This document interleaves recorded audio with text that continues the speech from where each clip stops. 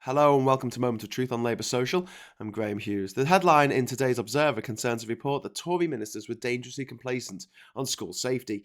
This comes from a whistleblower, a senior civil servant who worked in the private office of Nadine Zahawi, who was one of our 8 education secretaries since 2016, holding the office between September 2021 and July 2022.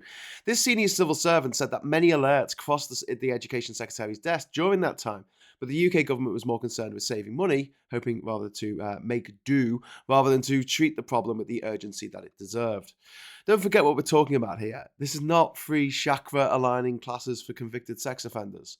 This is buildings potentially collapsing on our children, roofs caving in and crushing infants to death. I don't really know how it's possible for a decent human being to look at this situation and not react with the urgency it quite blatantly requires. But then the Tories aren't decent people and all their kids go to posh private schools, so I guess we shouldn't be surprised. The insider, who no longer works for the Department of Education, said that he'd seen 4 or 5 detailed submissions from other civil servants to ministers and advisors on the specific issue of reinforced autoclave aerated concrete, or RAC, in the space of a few months in early 2022. Last year, a series of emails were leaked to the Observer in which civil servants said more money was desperately needed from the Treasury to repair dangerous schools, buildings that were deemed a risk to life. This money was not forthcoming. The government conspired to cover it up as if public money is to be spent. They'll much rather spend it on buying a new yacht for Michelle Mone, a much higher priority than your children not having to spend 30 hours a week risking death for no other reason than Tory corruption and greed. And then there's the piece of work that is our Prime Minister.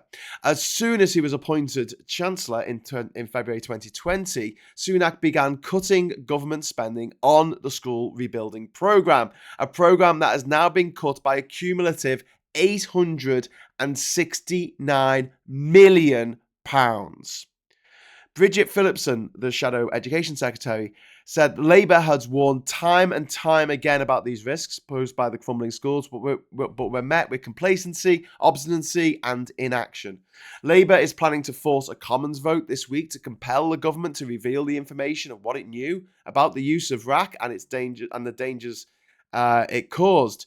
Meanwhile, the Department of Education has been trying to spin this story in a way that makes it look like they haven't got a disgustingly cavalier disregard for the life, well-being and happiness of the nation's school children, saying that professional advice on matters of RAC has evolved over time. This, ladies and gentlemen, is undiluted bullshit. RAC was only ever meant to be a temporary solution designed to last for 30 years. And here we are, 60 years later, and the money that was earmarked for fixing these problems by the last Labour government was funneled into other pet projects like, enriching their old school trums as soon as the Conservatives took over in 2010.